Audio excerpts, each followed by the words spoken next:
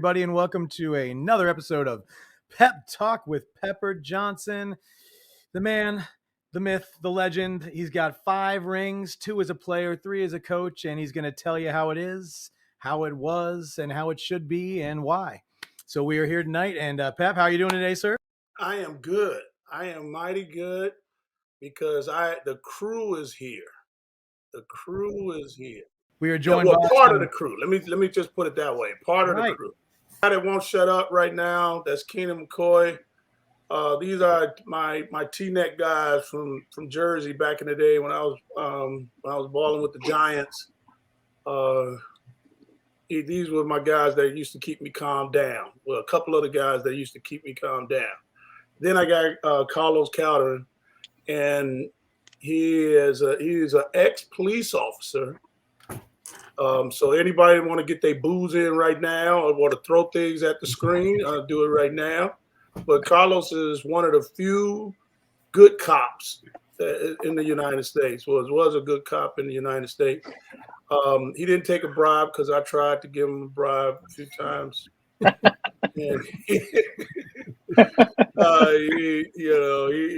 don't know how to be crooked. We used to always call him crooked officer, but he not a crooked officer. Well, thank you guys for joining us, man. We're super happy to have you here. We're also joined by Ken, who's the man who puts all this stuff together. We've got Bacon joining us tonight, who's going to be here to do some. He's a huge hockey guy, but he loves football too. He's going to be doing a little, hanging out with us.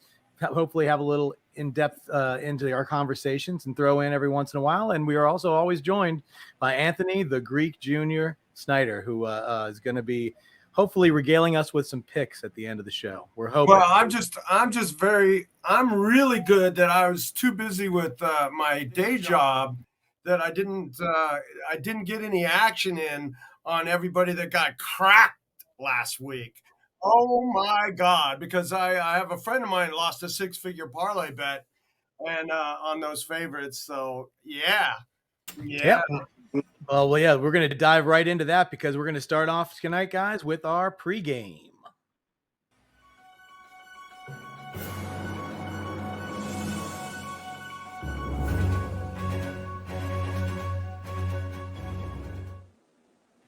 So for the pregame tonight, Pep, we're going to talk about like 3 of the craziest games from the weekend. We're going to talk about the game the Jets won, the game the Browns won, and what was the other game we're talking about, Ken? The game the Giants should have won. I knew that wasn't going to get past Anthony. So yeah, you guys just grab one and start talking. Let's hear what your thoughts are on these games. Yeah. Well, welcome to the NFL, especially September, early October. It's still rattling around, and it's more even now because of preparation. We always talk about, how guys, I get phone calls from guys that played in my era that would say, "Oh, Pep, you see how these guys practice nowadays, man? I could have played 20 years or I would have played more and this, that, and other."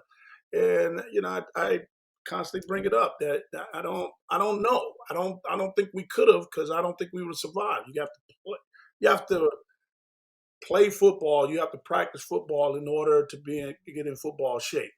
And a lot of the stuff that's going on now, when I'm watching games, I can't tell who's the best team. They was talking about San Francisco being one of the better teams. Even their win, the previous weeks, it didn't look amazing to me. They didn't look dominating to me, but that's the game now, because a lot of people are passing, and a lot of people defensively they're trying to defend the pass first and the run second. It's funny. Last night, Pepper and I were talking, and we were talking about things. And then I went and watched I haven't watched a lot of football lately. I was telling Pepper last night, ever since my dad passed away, my love for football kind of started to wane. And I haven't really watched much outside of the Super Bowl. Obviously, we're doing this show with Pep. I'm starting to watch a little more football. And I'm watching the game last night, and I texted Pepper, and I said, when I used to watch football, it was about guys going out there and making plays.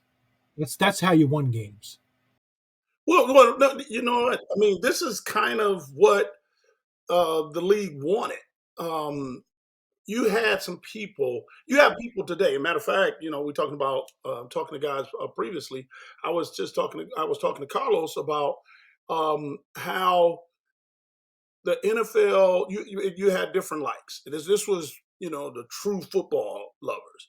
Okay, if you watch the NFL, if you wanted those outcomes. You wanted to see a Lynn Swan make a big play. You wanted to see a Tony Dorsett, you know, make a big play or something like that.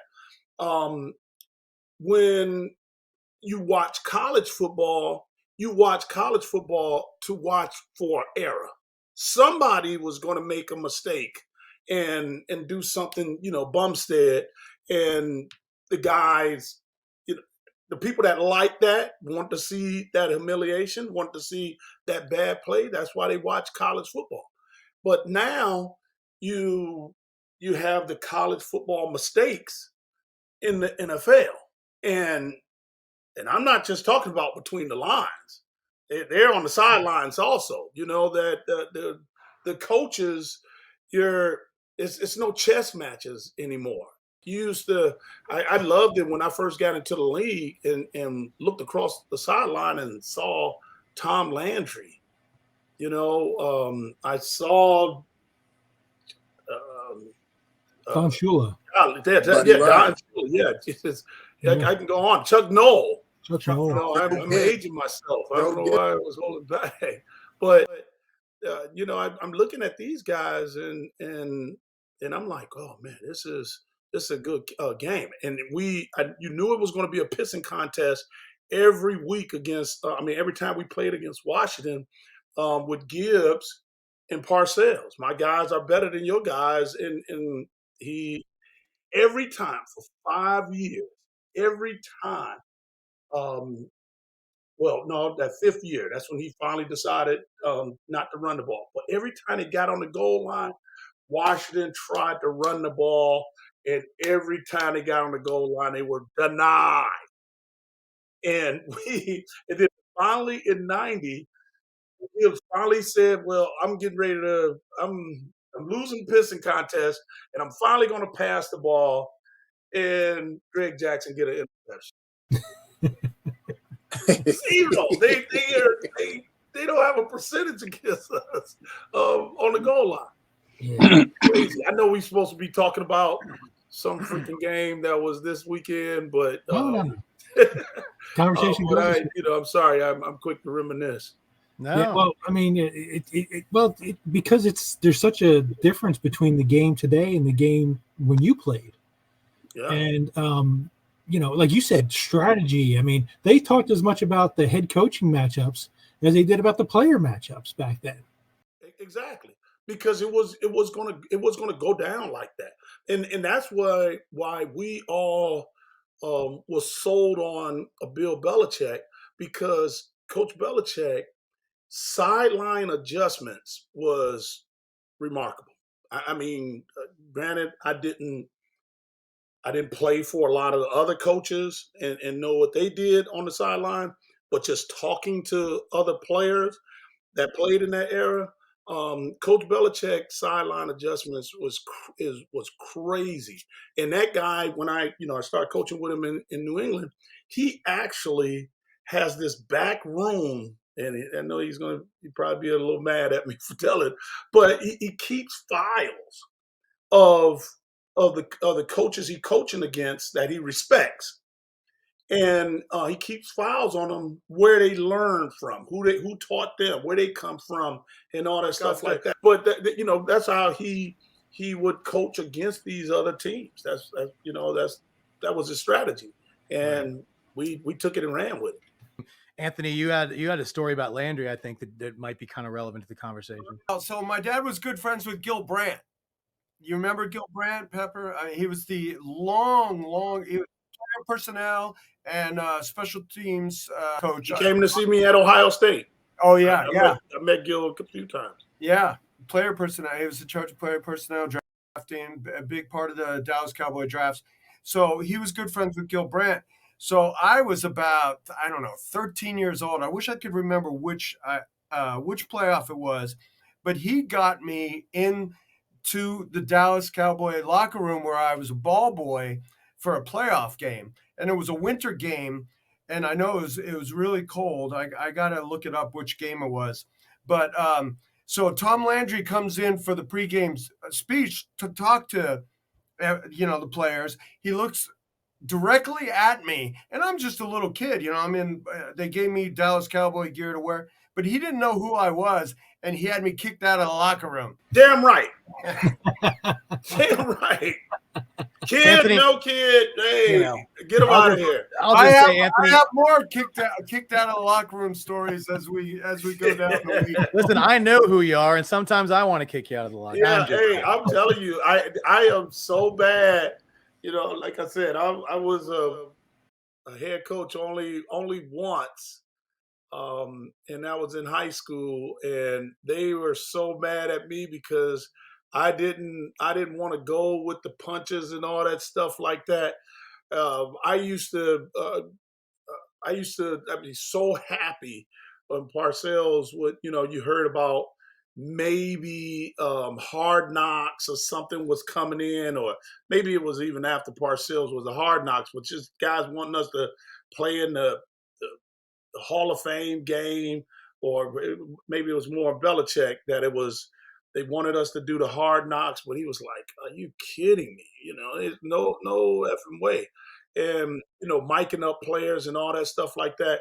The only time you would ever see Pepper Johnson mic'd up, they did it one time. That was my 13th year in training camp with the freaking Jets. I was so mad I couldn't wait to get that freaking mic off of me, and it was bad because I forgot. I always had I always told the guys to give me some type of signal to let me know if you're mic'd up, so I could stay the hell away from you. I didn't want to be by the guys that was mic'd up or the coaches or whatever. And as soon as they gave me the freaking put the mic in my shoulder pads, I forgot the damn signal. So now I'm sitting around here. I'm obvious. I'm like, dude, you don't want to talk to me now. And I was pointing at the sky and all kinds of stuff like that. Wow. Hey man, it's a spike and it's in my back. Yeah, well, that's the thing about the game versus now versus then. Back then, it was about football. Now it's about publicity and getting the stuff out there. So Your we brand. can listen. Yeah, exactly. Well, let's talk about this Giants game and throw this on there. So, Ken, you got some highlights from the game this weekend, right? So this is my God, so painful. Yeah, I actually had a friend who was at this game, and listen, the Giants couldn't get a touchdown to save their lives for this whole game, but they were holding down Buffalo and holding them down, and this was bad. What do you run here? And I can. What do you run here? It's so obvious. It's so painful. It's like you sprint right. You got a strong right formation. You sprint right with that quarterback and flood the zone, right? And he can either run or throw it out of bounds real quick, and we can kick a field goal. Jesus Christ. Oh, this was so painful. Yeah. Well, I'm going to guess Anthony had money on this one. Yeah. Well, this is one of those plays, and I didn't have to be a lip reader. Yes, I do know Brian Daboll, and I know what he was so heated about on the sideline, mainly with his offensive coaches. He didn't want to, I don't know what he has said in the news since this game, but I'm quite, I know he don't want to throw him up under the bus. But anyway, a check with me. This is a check with me play, and a check with me play means that a check with me run pass. The quarterback had the option to either run the ball or pass the ball, and he chose to run the ball because like you're saying, it looks bigger. We got more guys over there, but Buffalo has been stunning the whole freaking day, and good goal line defenses penetrate, and if either you're going to line up in gaps and you can penetrate the gap, or you're going to stunt into a gap. And then nowadays, a lot of these defensive linemen, they're so they're so much smaller than the bigger offensive linemen that they can't stand up there and hold their ground. So they stun them, and they let them penetrate, and they Olay guys and all that stuff like that. And so they saw the same thing you saw, Anthony, and those guys stunted over there to where all the people were. Yeah, but at the end of the day, if you have your team is not a team that puts up points, it's inexcusable for that clock to run out without you getting 3. Right. Absolutely. No doubt. Hey, I agree. I totally agree. I mean, let's kick the field goal. You know, like they said, they had the ball after the half and all that stuff like that. I say, yeah, let's get some points on the board and walk away. But at the same token, what everybody, you know, gave him credit for and everything last season when he let him drop. And you got Saquon Barkley. You just feel like, hey, if we just get a hat on a hat, he's going to find a hole. But now, hey, Pepper has a whole different look on it.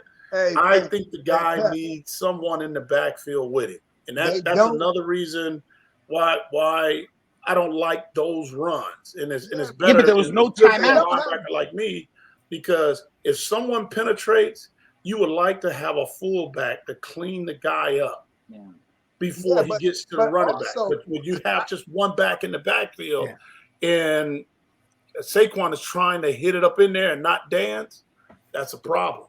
Get in there, K-Mac. What do you got? Yeah, they don't like you got to realize they don't have a big dog and jumbo on that line. So your line is not firing off like that anyway. Like the Giants aren't winning the battle on that line with their offensive line. So my point is, it sounds good with Saquon, but Saquon ain't running with no room. Yeah, nobody's running with no room. But you see what it took them 4 quarters to figure out to run the trap, and he started getting yards. The guy is I don't understand it. The guy, I don't know what he did in high school, but I watched him at Penn State, and he had a back in the backfield with him. Oh yeah.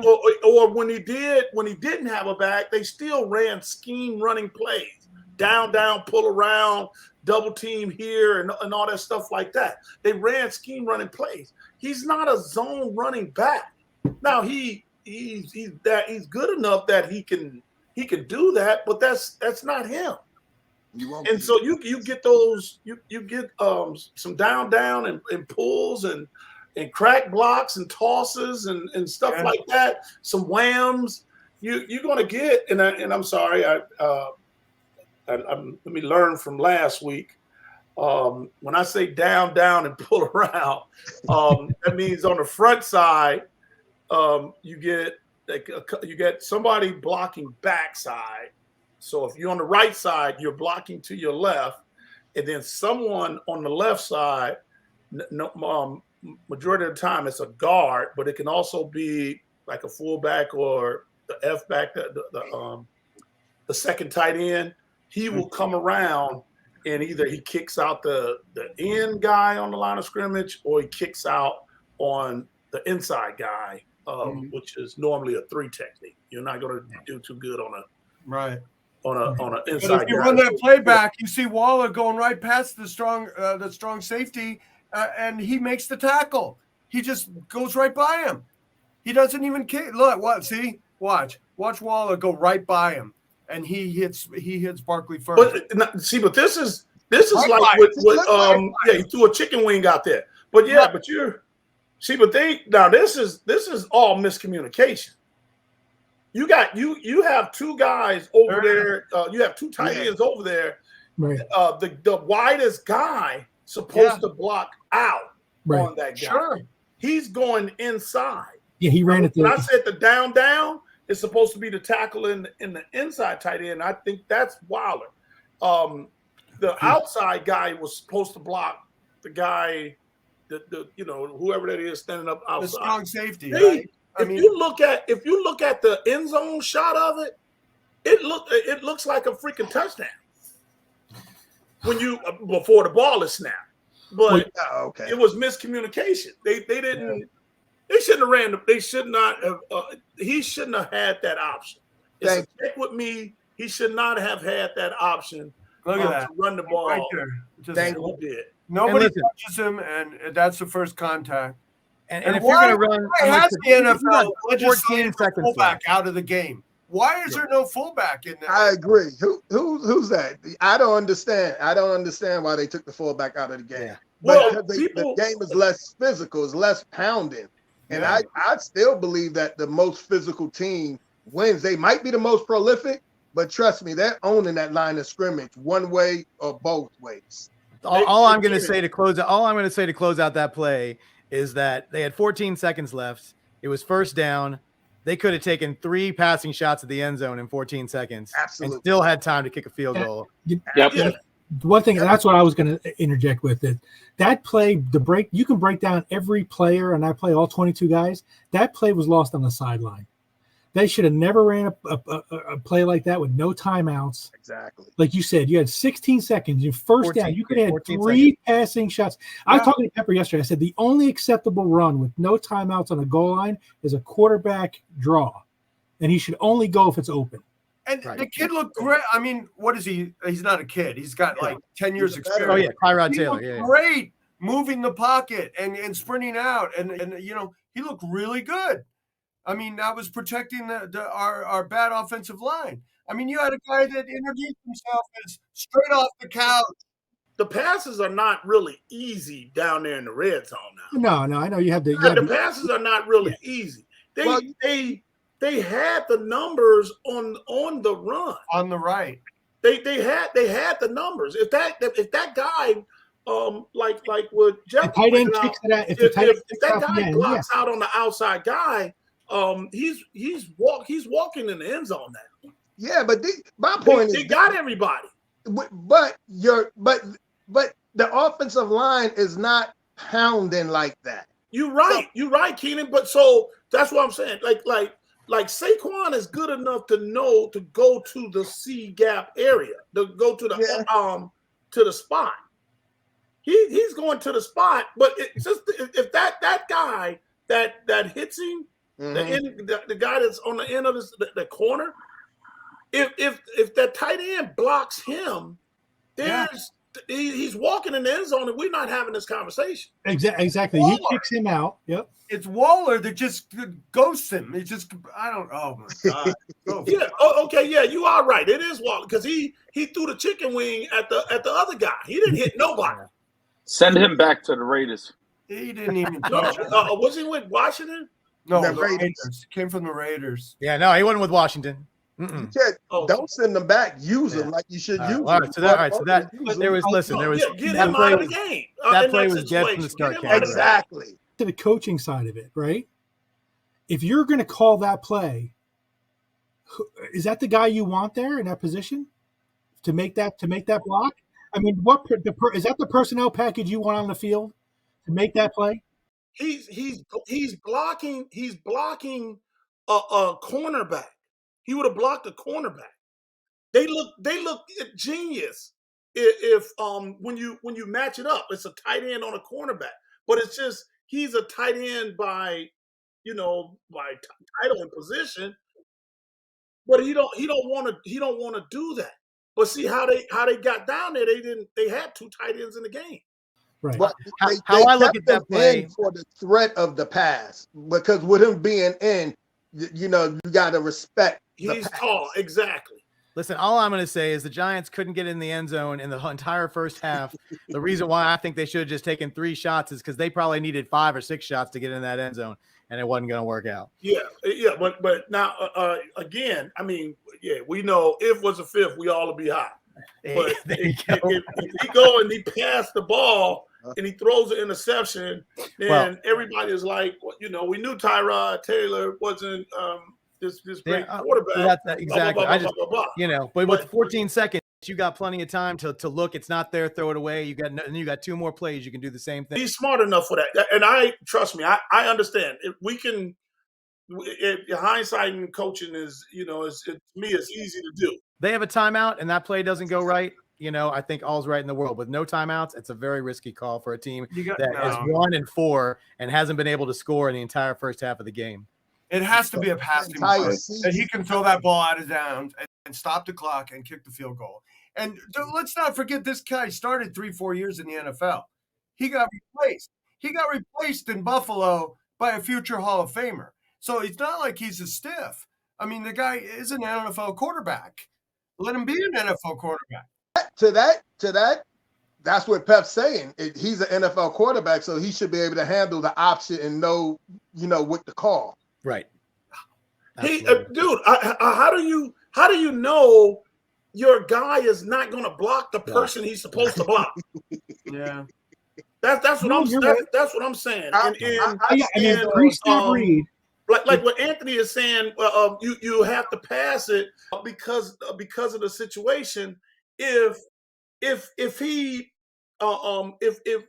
you have a lot of these guys nowadays that they're coaching to the analytics. Like when we would start talking about Tom Landry and Don Shula, those guys on Chuck Noll on the other sideline, Joe Gibbs, those guys weren't coaching off of the analytics. They were coaching off the players that they have. Keenan makes a good point. That the Giants offensive linemen aren't bruisers, but how they make up for it is with 26. Now, the play to me is directing him off tackle. Like if he was going in the C gap area, now I think he stand more of a chance. But with them having him going straight down, and now he has to find a spot. Now it's bad. And because Buffalo was actually stunting, like Buffalo is, guys, I'm gonna tell y'all, looking at this at home, I was like, he's getting ready to walk in. Right. I'm like, he's getting ready to walk in because they not only do they got a hat on a hat, but they got the guys that they have, the Giants have to block the guys for Buffalo. The guys are standing 5 yards in the end zone. Yeah. Right. That the cornerback who makes the play, the gap between him and the next player, I mean, it's hard at this angle, but I bet you it's it's probably 3 yards. Yeah, that's what I'm saying. It's huge. So a pre-snap read, the quarterback is seeing this huge hole. Now, again, from a coaching standpoint, if this is an option, wouldn't you have one? Wouldn't you have that tight end run out there, almost a post or? Not that type of option. He's got the whole right side of the end zone waiting for him. No, it's not that type of option. The check with me, his option is either run or pass. He chose the run option. Gotcha. So he called the run play. Right. Yeah. And now it's all and now the pass receiver is, I guess, upset because they didn't call his play like you're saying. He felt like he could have ran up and ran to the corner, and he's tall enough, and just throw him up the ball, and he's going to catch it. Right. I mean, if he turns right, if this was a pass play, if that tight end who winged that block, if he turns right, he is so wide open, it's ridiculous. No doubt, incredibly wide open. Hey, this is what I'm on the show for. I'm giving you my football perspective on it. And when so many times you hear about the numbers, it's like if all those guys were up on the line of scrimmage, then to me it's a different beast. Like what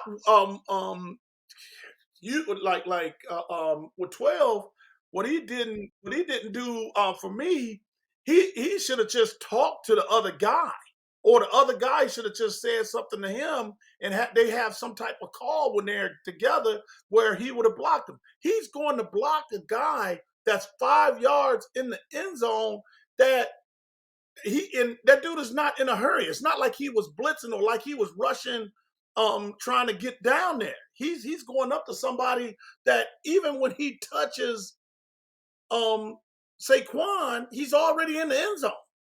Like I wouldn't block him anyway. And they get inside the 10, you know. There you go. So you get this first play, nice little chunk yard. They're going to run to the line. They got Pep, you giving them that all day? You don't care about that? Correct. All right. It's like Anthony said, they need a touchdown. Yeah. So I'm sitting back. I'm not even like up as much as Buffalo. They're moving up.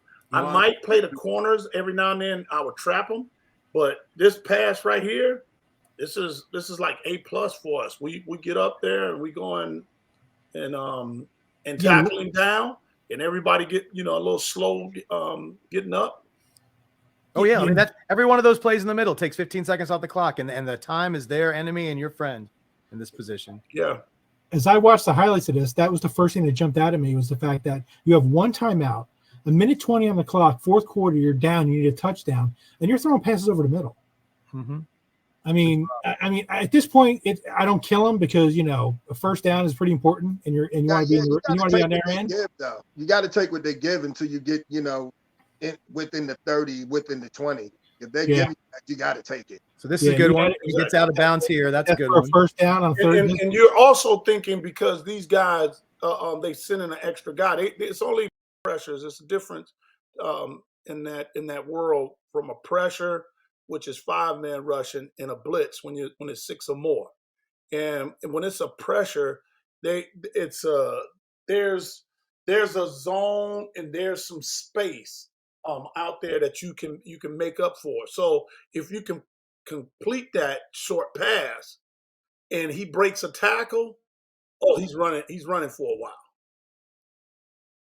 And you want to get him, and if you can get him the ball where he's looking up the field, the right guy, and that's one of their slot receivers, you can get him the ball with him looking forward, then you stand a chance of not just getting that 7 yards, but you might he might make somebody miss, somebody fall down, and you get more what it looks like.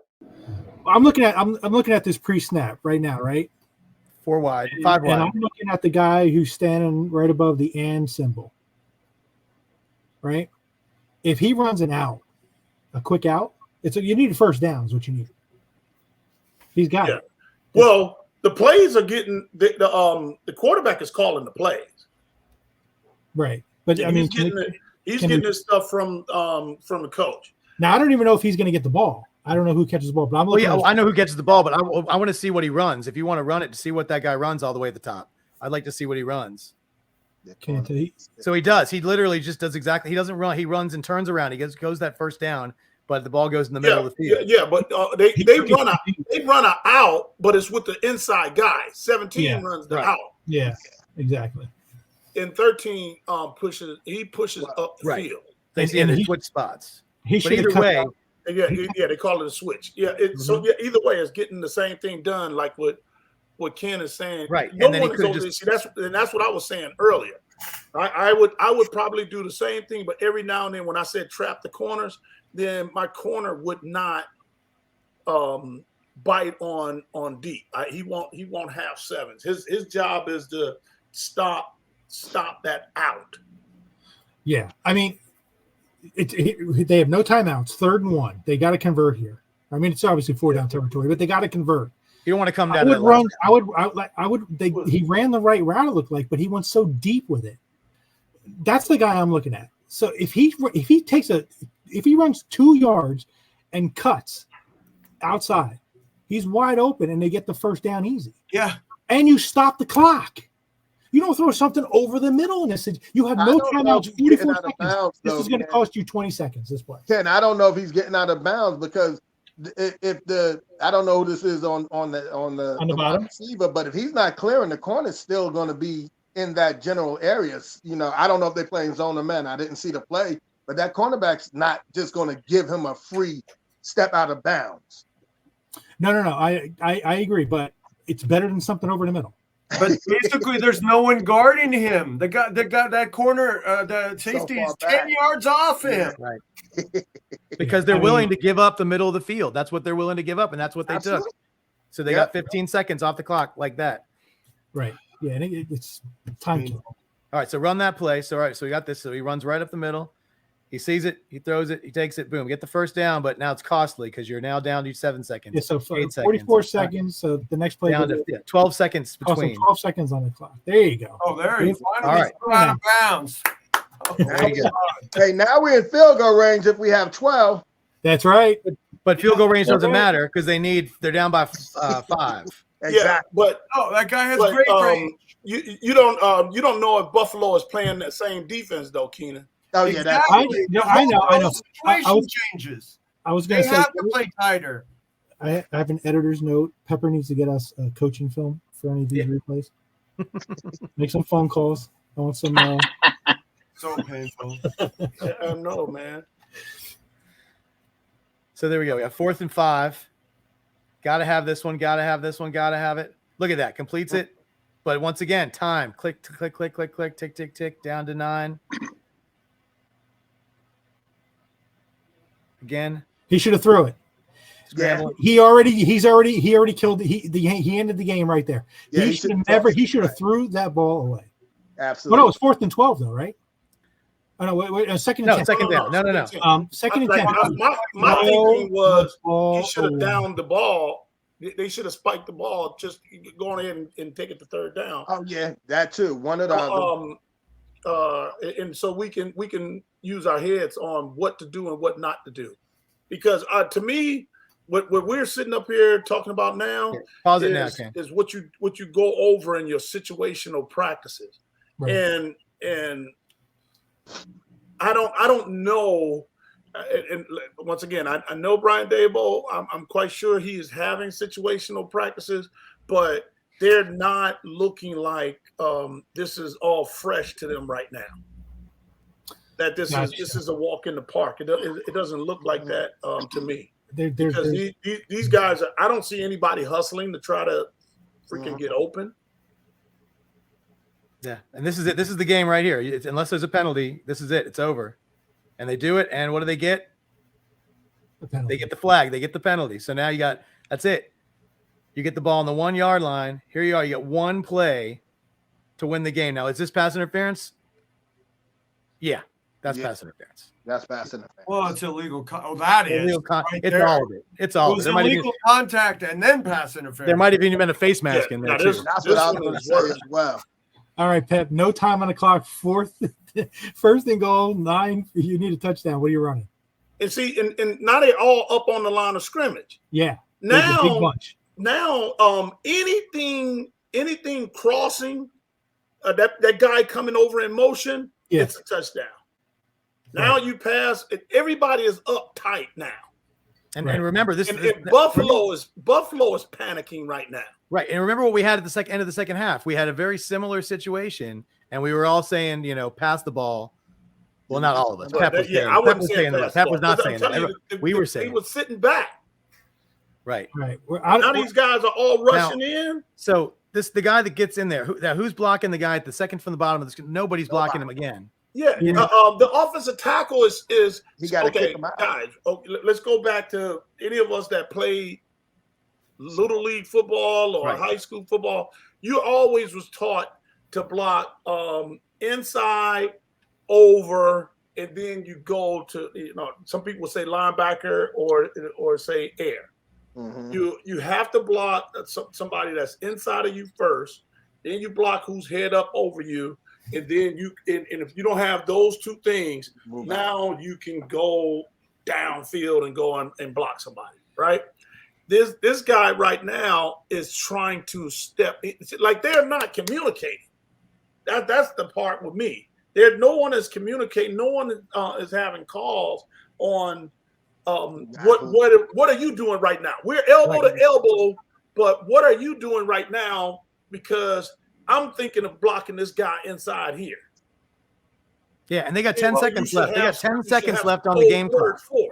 They got 10 seconds left before they overloaded the left side, and there's only 2 guys to block 4 guys. I mean, look at that. So, that means the running back here he's got a pass block. He's got to recognize that right now that they're overloaded on this side. He should fire out there. Am I wrong? Yeah, but it's not that easy. I know. It's not that easy, and we're sitting up here on a steel camera. They have protection they have protections, and 9 times out of 10, what people do in these situations, because it's hurry up, they already have it called. I think we have an illegal formation, by the way. I'm just saying. Yeah, well, they are offensive tackles are covered. I don't know if they, I don't know. But no, but they have a situation where everybody's up on the line. Everybody's up on the line of scrimmage. Now somebody is open. Now, unfortunately, the play is to 12, who's going inside, where the coverage is inside. Yeah. So that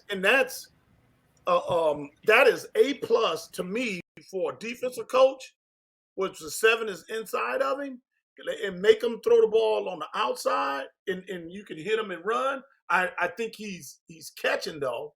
If I was him, or I would attack number 12 and jammed him up in the first place, because just like what y'all saying, right now the Giants are releasing too many people, and Buffalo is rushing them.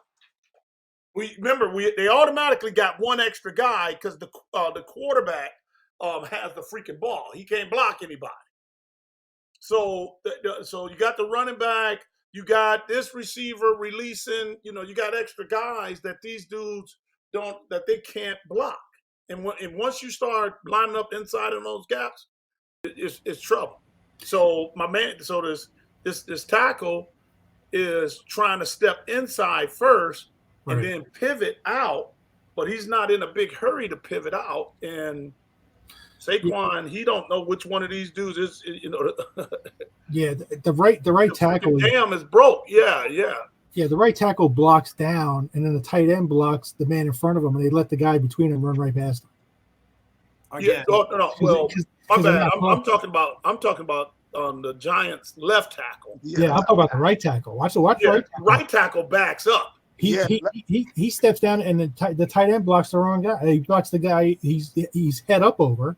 But the problem, the real pressure's coming from the left side right there. He comes from both sides. They're coming from both sides. Right. You're right. I'm looking at the left side.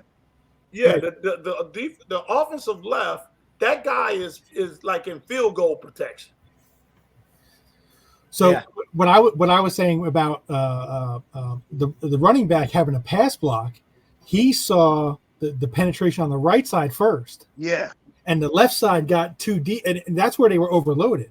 Yeah, but that's what he said. That's what I'm saying, Ken. That's probably his. Protection. Like I'm guesstimating right now, but normally what happens is to the side of the pass is the protection. So that's where that's the reason why Saquon is going to the right. Right. And you have him blocking that guy that's coming free over there. You don't have anybody over here because the tackle steps down to block the guards man. Mm-hmm. If the tackle stays up and blocks this outside guy here, they got him. Yeah. So I mean, and they're showing he's gonna put pressure in the quarterback face because of Saquon, but they actually can block him. Yeah. Hey Pep, let me ask you a quick question.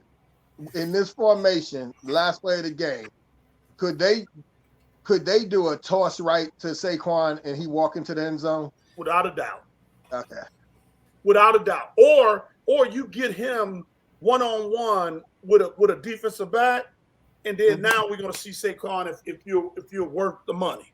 Yeah. You have a receiver out there that could tie that guy up and run for the Yeah. I would put 5 wideouts on the field and run a quarterback draw. You like the quarterback draw.